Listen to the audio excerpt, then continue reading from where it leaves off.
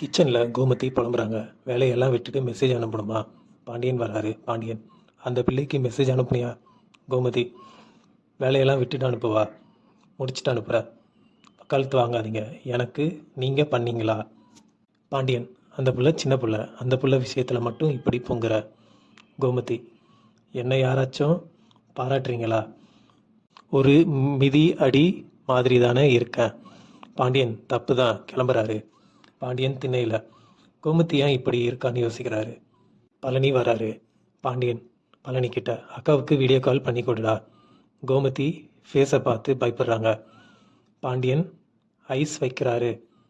கிச்சனில் மீனா ராஜி வராங்க. பாண்டியன் ஃபோனை கட் பண்ணுறாரு. கோமதி நெளிஞ்சிக்கிட்டே ஐஸ் வைக்கிறாருன்னு சொல்கிறாங்க. ராஜி, தப்பான டைமில் என்ட்ரி கொடுத்துட்டோம். சரவணன் மயில் சாப்பிட்றாங்க. சரவணன் ஊட்டி விடுறாரு. மயில், இந்த சட்டை நல்லா இருக்கு.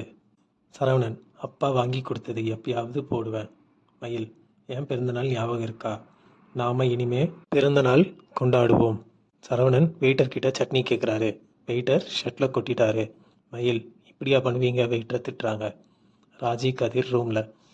ராஜிக்கு டியூஷன் எடுக்கிற வீட்டில் கால் பண்ணுறாங்க. 1 ஹவர் முன்னாடி வர முடியுமான்னு கேட்குறாங்க.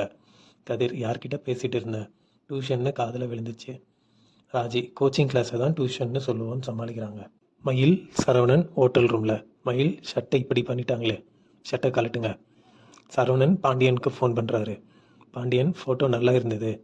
நான் வாங்கி கொடுத்த ஷர்ட்டை போட்டியா? சரவணன், அதான் போட்டிருந்தேன், ஆனால் மாற்றிட்டேன். சாம்பார் கொட்டிட்டாங்க. மயில் என்ன பண்ண தெரியுமான்னு சொல்லிடுறாரு. மயில் ஷர்ட்டை துவைச்சதையும் சொல்கிறாரு. இதோட எபிசோடிங்க முடியுது.